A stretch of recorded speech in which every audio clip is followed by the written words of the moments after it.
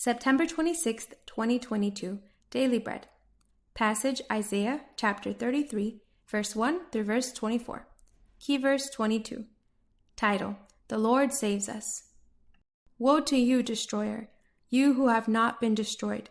Woe to you, betrayer, you who have not been betrayed. When you stop destroying, you will be destroyed. When you stop betraying, you will be betrayed. Lord, be gracious to us. We long for you. Be our strength every morning, our salvation in time of distress. At the uproar of your army, the peoples flee. When you rise up, the nations scatter. Your plunder, O nations, is harvested as by young locusts. Like a swarm of locusts, people pounce on it. The Lord is exalted, for he dwells on high. He will fill Zion with his justice and righteousness. He will be the sure foundation for your times, a rich store of salvation and wisdom and knowledge. The fear of the Lord is the key to this treasure. Look, their brave men cry aloud in the streets. The envoys of peace weep bitterly. The highways are deserted. No travelers are on the roads. The treaty is broken. Its witnesses are despised. No one is respected. The land dries up and wastes away. Lebanon is ashamed and withers. Sharon is like the Arabah, and Bashan and Carmel drop their leaves. Now will I arise, says the Lord. Now will I be exalted. Now will I be lifted up. You conceive chaff, you give birth to straw. Your breath is a fire that consumes you. The peoples will be burned to ashes. Like cut thornbushes, they will be set ablaze. You who are far away, hear what I have done. You who are near, acknowledge my power. The sinners in Zion are terrified. Trembling grips the godless. Who of us can dwell with the consuming fire?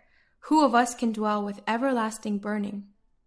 Those who walk righteously and speak what is right, who reject gain from extortion and keep their hands from accepting bribes, who stop their ears against plots of murder and shut their eyes against contemplating evil.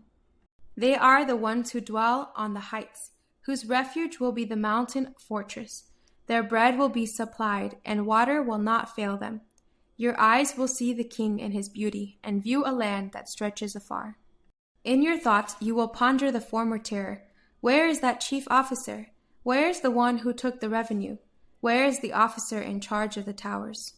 You will see those arrogant people no more, people whose speech is obscure, whose language is strange and incomprehensible. Look on Zion, the city of our festivals. Your eyes will see Jerusalem, a peaceful abode, a tent that will not be moved. Its stakes will never be pulled up, nor any of its ropes broken. There the Lord will be our mighty one.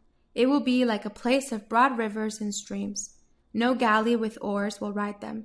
No mighty ship will sail them. For the Lord is our judge. The Lord is our lawgiver. The Lord is our king. It is he who will save us. Your rigging hangs loose. The mast is not held secure. The sail is not spread.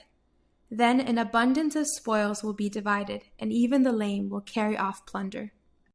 No one living in Zion will say, I am ill, and the sins of those who dwell there will be forgiven. Daily Bread Message. The people of Judah were in great distress because of Assyria. Human means had failed, and as a last resort, they cried out to the Lord for help. They asked God to be gracious to them. They remembered that God could make the nations flee. They realized that God alone was a sure foundation. He was the source of salvation, wisdom, and knowledge. It was not too late to turn to God. Do you turn to God only as a last resort? Do not wait that long. But no matter, when you turn to God, he longs for you to return to him and to be gracious to you. Isaiah reminded his people of the poor result of their efforts without God. Their envoys wept bitterly. Their highways were deserted, and their land wasted away. Without God, endeavors will fail. God promised blessing when his people turn to him. Those who act and speak what pleases God can be in fellowship with him. They will see the beauty of the king. The enemies who had terrorized them would be no more. God would establish his people. They will again know the Lord as judge, lawgiver, and king. The Lord will save his people. He will protect them from disease and graciously forgive their sins. Prayer. Father, please forgive us for not always coming to you first, but as a last resort. Thank you for accepting us and saving us. You are our King. One word. Who is the Lord to you?